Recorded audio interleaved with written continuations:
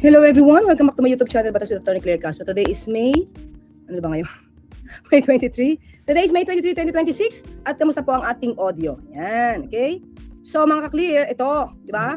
Ngayon, ay teka lang, mga kamusta ako? Mayroon pa nag-remind lagi sa akin dito kamustahin ko daw kayo. Kamusta kayong lahat mga Okay lang ka-clear? kami, attorney. Okay. Sabi dito ni Proud of Firian, si Pebbles may chika sa whereabouts ni Mr. Clean. Ooh! Clarin Davaldez. Hello po. Mas Philip nga si Pebbles. Adictus, yes. Cherry Blossoms, kamusta ka? Pebbles. Ikaw ay walang pinagiba. Ganyan ka rin ang tayo ay huling magkita. Oh, di ba? Okay, thank you Cherry Blossoms, Cherry Arsenas, Cynthia Nakapoy, Erich Anastasio, Virginia Domingo, and Tatay G's, Maylene, Shiro. Actually, may nasagap ako. Nanay Brenda Barton. Okay, si May nasagap ako mga kabsat. Tatay G's. Okay? Kung nasaan si Hindi na si Benchir nandyan, saka Pero si... hindi pa confirm. Okay, well, anyway, punta natin ito mga Nasa clear. US siya. Kasi, di ba ngayon, ay, kumaga, pinapa-effect na po ang warrant of arrest. So, ang tanong, susuko ba siya? Kung maaari, di ba, pinapasuko na siya, kahit ni General Nartate, sumuko ka na. Kasi, ganito yung mga clear. Tingnan nyo to, Tingnan nyo to. Okay? Halimbawa, ganito. Ikaw ay kinuha. Protective custody ng Senado. Oh, di ba may sinabi doon si NBI Director Matibag? Okay sila. Hindi nila ipapa-effect muna yung warrant of arrest kasi binigyan niyo ng protective custody. Di ba? Sabi ito sabi. Di ba? Okay, protective custody kahit dapat hindi. Hindi ito naayon sa batas. Di ba? So, habang hinihintay pa at that time, then at nirespeto ang Supreme Court. Pero, ang sabi ni NBI Director, okay, ang protective custody, pero once na kailangan na mag-implement, kailangan na mag-serve, dapat ibigay niyo yan sa amin. Yan ang sinabi ni Director Matibag. Diba? Yan yung sinabi ni Director Matibag. Yun ang condition niya. Kumbaga, yan ang kahit sa TV pinalam niya sa interview. Diba? So, di ko alam kung usapang lalaki nila yon. Diba? Hindi ko naman alam kung tutupad sa usapang lalaki. Sila. Okay? But anyway, basta nadinig natin sa interview yun. Na okay, basta pag kailangan namin, kailangan niya i-surrender, ibigay nyo kasi nasa inyo. Diba?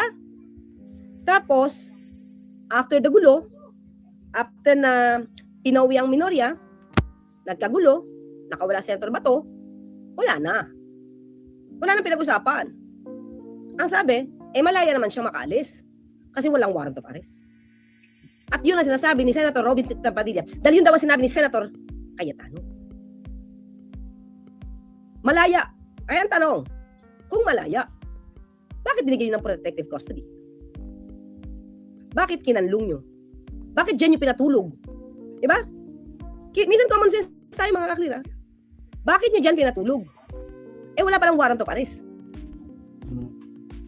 Ba't nyo pinalabas? Ba't hindi nyo hinayaang kausapin ng NBI agents? Diba? O ngayon wala na, ano sabi ni General Nartates? Definitely, efforts, time, pondo, gugugulin dito. At sino ang masasabi nating salarin patungkol dito? Imagine nyo, instead na hindi na gumaso, sana ang gobyerno para sa isang tao na kinanlong nyo, hindi na mag-aaksaya pa ng effort, ng oras, kasi nandyan sa inyo. Tapos ngayon, Senator Cayetano, you will be talking about the economy, inflation. Ito, tingin nyo, yung paghahanap kay Senator Bato, hindi ba ito gagastusan? Hindi ba mag-aaksaya ng oras dito at panahon? Diba? Yun yung isa sa mga issue dito. Hindi lang yung pagpapakawala. Hindi lang yung pagprotekta, then pagpapakawala kay Senator Bato. Ang issue pa dito, kung i-effect ang warrant of arrest, isuserve ang warrant of arrest, hahanapin pa yan na inako nyo ang kanyang kinaroroonan sana. Kinanlong nyo.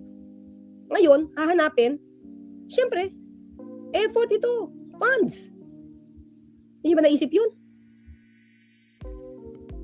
Hindi naisip siguro ng mga kakampi ni Senator Bato dahil ayaw nila si Senator Bato na maisuko. Di ba? Bakit? Kasi, kapag na-disturb nila si Pangulong Marcos Jr., tandaan nyo to mga kaklira. Pag nagkaroon ng destabilization, at yun ang nilalako nila. Hindi ko sasabi yung 13 na, hindi yun. Yung mga Duterte. Pag sila, ay nakuha ang power sa Pangulong Marcos Jr.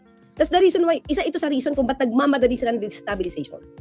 Para yung kanilang mga kinasasangkutang kaso, parang wala nang nangyari. Parang yun, Senado. Parang walang nangyari. Kaya, kapag nawala ang Pangulong Marcos Jr., pumalit si VP Sara, lalabas na yan sila Senator Bato. Lalabas na yung mga nagtatago. Okay. Kalyado Diba? Diba? Kasi bakit natin sinabi na gano'n ang mangyayari?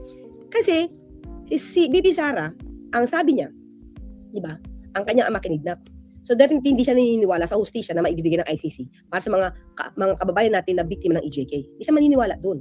So lahat yan ng mga co-perpetrators, ang inaasahan na lang yan ay maging Pangulo si VP Sara. O at least kaalyado. Para sila makalabas. So, ito ba ang masasabi nating pagpapanagot sa dapat na managot? Diba? Taliwas yun. Sige mga clear, let's go. Ito news. So, may babala kasi. Diba? May babala. Okay. Share. Pag hinuli. Sige, let's go. La Rosa. Patuloy ang pagtugis ng mga otoridad kay Senator Bato de la Rosa. Babala ni NBI Director Melvin Matibag, posibleng armado at mapanganib ang senador. May express report si JC Cosico.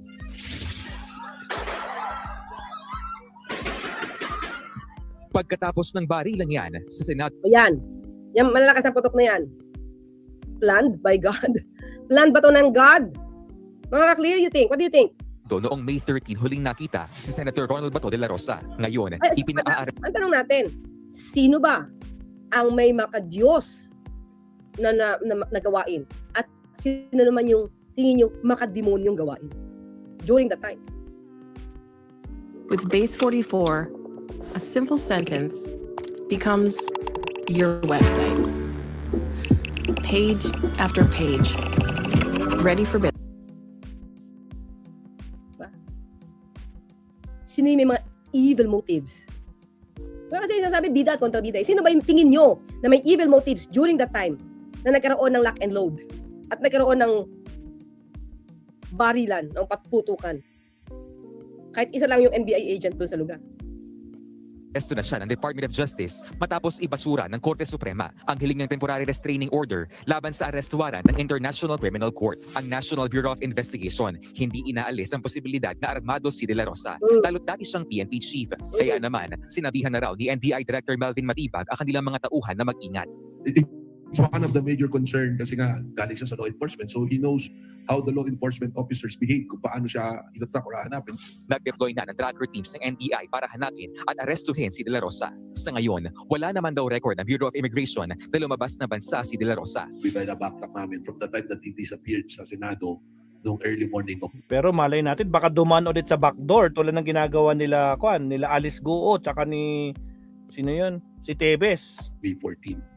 At the same time, we already ordered yung aming lahat ng district and regional offices to do their own monitoring po sa kanilang respective areas. Panawagan ng NBI sa senador, voluntaryo na lang itong sumuko at harapin ang kanyang warrant. Eventually, the law will catch up with you and the law enforcers will get you kung saan ka man naroon.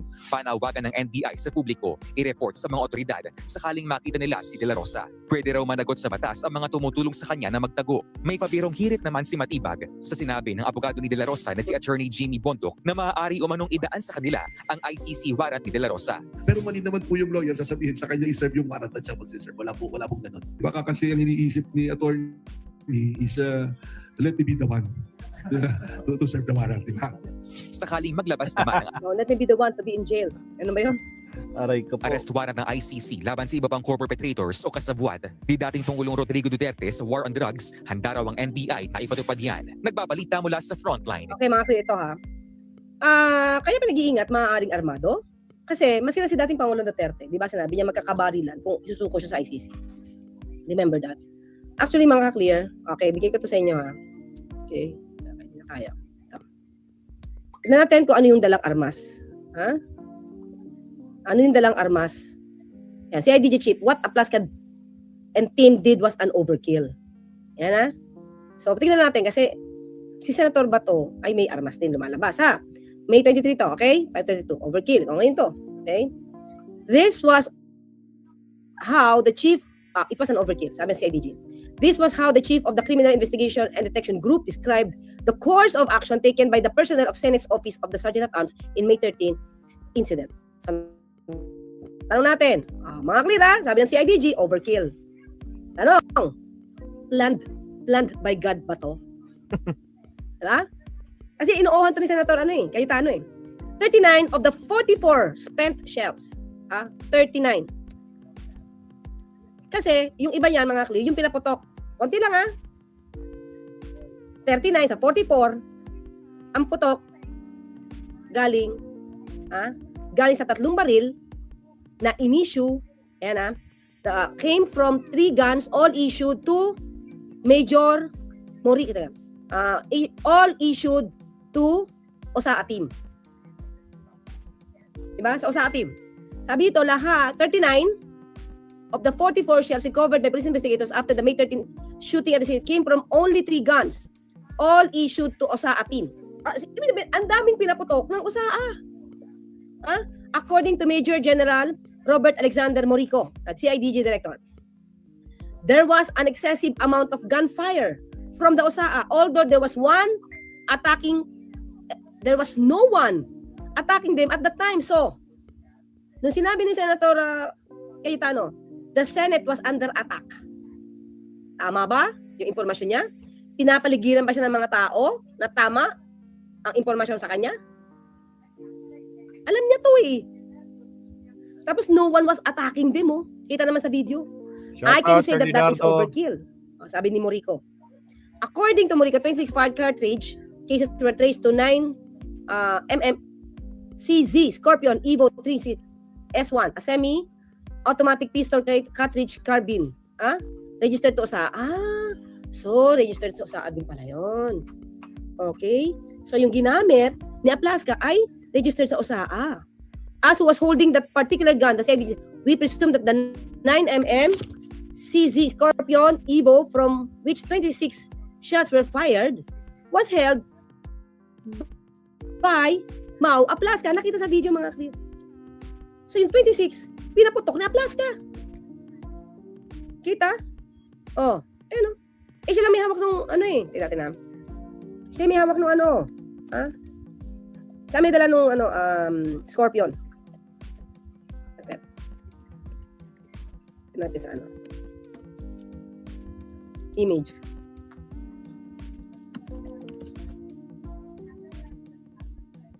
Ay, wait, may Aplaska Sergeant, General. Yun ang gano'n siya sa video, yung may hawak siya mahaba, mga clear, yun. Now, kung makita image. Saan na ba dito yan? Wala na. Okay. Okay, makikita yun sa video, mga clear, pinakita ng ng PNP.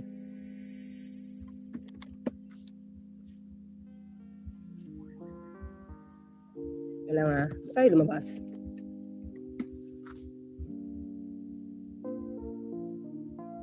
But anyway, tingnan nyo na lang sa video mga clear siya ang may hawak doon. Kita naman yun, hindi makakaila yun na yun ang hawak niya. Yung malakas na yan, yung malakas na armas na yan. Ito yata. Ito, visit. Lock and load.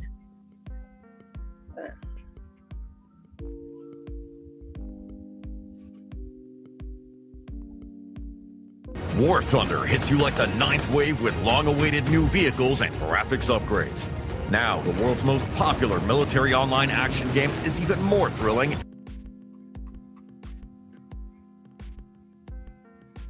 Yan. Yan mga kliro. Yan. Ito sa Aplaska. Yan. So, nag-order siya ng to arrest.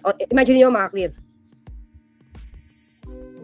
Nag-okay si Senator Cayetano na may aarestuhin si Aplaska. Yung mga lawyer siya. May aarestuhin si Aplaska. Ang tanong natin, tinanong ba ni Senator Cayetano, sinong aarestuhin mo? Ayun yung order, mga clear. Diba, Senator Cayetano, okay. MAWA Plaska assembled the Marine Security, PNP, PSPG, and OSA Security to arrest. Sinong aarestuhin? And gave a lock and load order. Sino ang aarestuhin? Dapat, yun ang sinagot ni Cayetano, ni Senator Cayetano Alan, nung siya ay nagkumpara ng gulo sa Senado sa Pokemon. Di ba? Sino muna yung arestuhin? Ba't ka pumayag sa operasyon na gagawin ni Aplaska? Sino arestuhin? Bakit magla-lock and load? Di ba? Pangalawa, tinignan mo ba yung CCTV kung totoong maraming armadong mga tao dyan na NBI? Kaya sabi niya, di ba, kinumpara niya to sa bahay, kung maraming mga taga-NBI dyan, maraming tao dyan na may armas, di ka ba mag-warning shot? Lumalabas sa CCTV, isa lang. So, ba't kailangan i-justify ni Senator Cayetano yung ginawa ni Aplaska? So, planned by God? Yun din tanong natin, di ba? Kung planned by God to, kung planned by God ito, inokaya niya ba yung pagsisinungaling sa info ni Aplaska? Mga ka-clear? Ganun ba ang gusto mong palitawin dito? Yung naging kasinungaling ang kwento rito, planado ng Panginoon. Itong pagpapa-aresto, may binanggit na tao. Wala bang binanggit? Walang binanggit, di ba? Tinatanong ng media, sino po yung aresto niyo? Walang binanggit. So, inspired ba ito? By God? Di ba? Mahirap lagi namin sa salita na ito ay mula sa Diyos, thank you Lord. Naku, baka hindi. Di ba? Nagtapos kasi sila sa DDS University, kaya happy trigger. Di ba? Trigger happy. Israel Michael, Virginia Corpus, Mustaplo, Musta rin, watching from Milan. Yan mga clear ha. So, in other words, ayan na. Okay? So, kaya itong sila NBI Matibag, dapat mag-ingat. Kasi, di ba? Itong mista ni ni Senator Bato, mukhang trigger happy. Mukhang gusto lagi ng jungle warfare. Ginamit pa ang Senado. Diba? At yung gamit niya, mga clear na baril, yan din ang baril na gustong-gusto ni Senator Bato. Ito, pakita ko sa inyo mga clear. Yung hawak niya, diba? Yan, yan din yung hawak kanina yan. Pakita ko. Diba? Yan mga clear. Ito, 2023 pa to ha. Armed and ready. Ano to? Pinapakita ba to because of the ICC? Bato de la Rosa's powerful Scorpion defense versus home invaders. So, pinopromote niya lang ba to o meron siya nito? Yan niya, Senator Ronald de la Rosa is not one to be trifled with. Armed with semi-automatic weapon, de la Rosa is prepared to take on any would-be home intruders foolish enough to cross his property. So, meron siya. Ito sa description, ha? Insisting his sacred home is off limits, mga ka-clear, to unwelcome guests. So, ang tanong, pag ba inaresto siya, ready siyang gamitin itong CZ,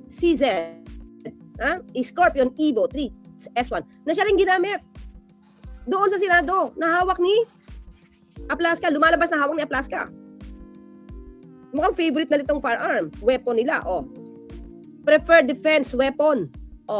Meron siya. My personal choice for defense against home invasion is ZZ Scorpion Evo S21, 3 S21. With this, I can welcome all invaders of my sacred home. As senator, a gun enthusiast, pare-pareho sila ng mga Duterte, dami nilang ganito. Kasama si Robin Padilla was visiting the local firearm display when he picked up his weapon of choice. Diba? So don't tell me wala siya niyan. Kasi ready siyang gamitin. Ito pa mga clear. Sige. Diba nagtatanong nga kung meron din dala na armas? Si John Wick, Robin Padilla. Yan. John Wick skills. Robin Padilla hits targets at gun range. Nakita to mga clear ha? Anong armas niya? Senator Robin has unleashed his inner John Wick during a visit to the shooting range. Hirap talaga, no? Parang pag ganito, pati Senado nagamit. In video shared on Facebook, Padilla showed his impressive shredding skills as he hit target after target with automatic firearms. Among the weapons the actor turned political tested are Russian-made. Paano pag ito? Kalashnikov. Yan, Kalashnikov. AK ba something yan? Sige. CZ Scorpion. Yun, same. Meron din siya. And season 805 Brent assault rifles. Diba? Kaya ang sabi niya, handa siya magpakamatay para kay Senator Bato eh. So, tanong natin, may dala ba siyang baril? Pinapasok ba doon sa Senado? Tanong lang yun, ha? Eh, kasi hindi naman ito umaamin hanggat hindi nakikita yung video eh. Diba? So, yun yung kanilang mga, AK, yung Kalashnikov is AK Saga 9. You know? Diba? So, yun mga kaklir. Kaya ang panawagan dito ni Director, of course, sumuka ka na lang. Ang problema nito kasi pag hindi sumuko ito, tapos baka ma-corner, baka manlaban. Di natin na, sabi niya, yung mga unwelcome guests, definitely ang NBI sa PNP, hindi siya welcome guest kapag siya ay inaresto, mga clear. Bago na huli at napatay si Escobar, na-track isang call niya sa anak, hint, manmanan, mga close kay Bato. Oh, okay, thank you so much. Okay. O, yun lang mga clip pinakita natin, no? So, pinag-iingat lang ito kasi baka armado. Gun enthusiast eh. Kung si dating Pangulong Duterte na body-body, maraming armas. Si Senator Bato, maraming armas. Siya pa kaya. Bato should surrender peacefully to the arresting officers, authorities. He should refrain from dragging more people to his mess. Kenzo Shima. Yun na nga. Well, anyway, ayan na mga clip. Meron pa po tayong topic maya-maya. Pinakita ko lang sa inyo yan at more to come. Doon mamaya, Rang Hoxing, totoo ba? On Monday may fireworks. Sabi ni meron daw eh. Pero it doesn't necessarily mean naman na liderato. No? Fireworks kasi maraming issues. Yung nabingbing pag-iyak ni Senator ni Tia Cayetano. So mukhang magkakaroon pa sila dito ng mga balitaktakan. Let us see. Sir Rudilas, thank you sa sticker and salbahe. Kamusta kayo mga kaklik?